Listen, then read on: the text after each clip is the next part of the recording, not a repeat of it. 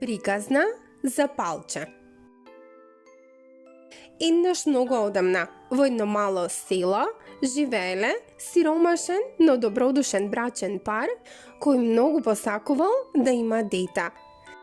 Секој ден се молеле велики, дури и да е детето големо колку палец, ќе го сакаме со целото срце. Една магична вечер, нивната желба се исполнила. Жената родила момче толку мало што не било поголемо од палецот. Го нарекле Палче. Иако бил мал, Палче бил многу умен, храбар и полн со енергија.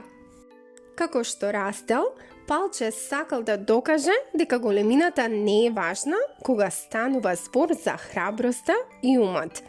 Тој често им помагал на своите родители во задачите, користејќи ја својата мала големина за да прави работи што никој друг не можел.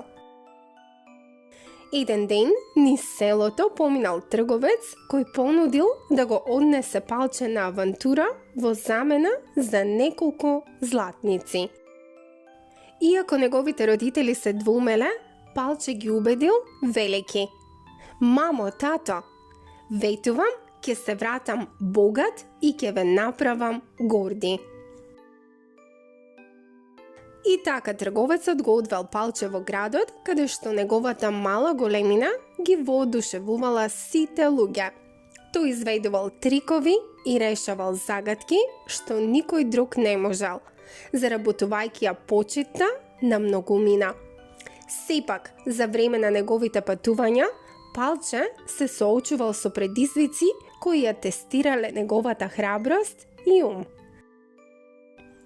Една вечер, додека се одмарал во шумата, Палче слушнал двајца разбойници како планираат да украдат богатство од кралевиот замок. Тој се прикрадол во блиската шумичка и чекал додека не заспијат. Потоа се вовлекол во една од нивните торби и смислил план. Кога разбойниците влегле во замокот, Палче скокнал од торбата и почнал гласно да вика, преправајќи се дека е кралска стража. Разбойниците, мислејќи дека се откриени, се испаничиле и избегале, оставајќи го богатството зад себе. Палче зел мал дел од богатството и се вратил во своето село, каде што бил пречекан како херој. Неговите родители биле пресрекни што повторно го гледаат и горди на се што постигнал.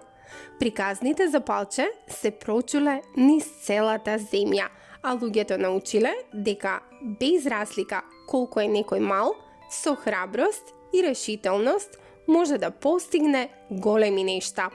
И така Палче и неговото семејство живееле среќно до крајот на животот.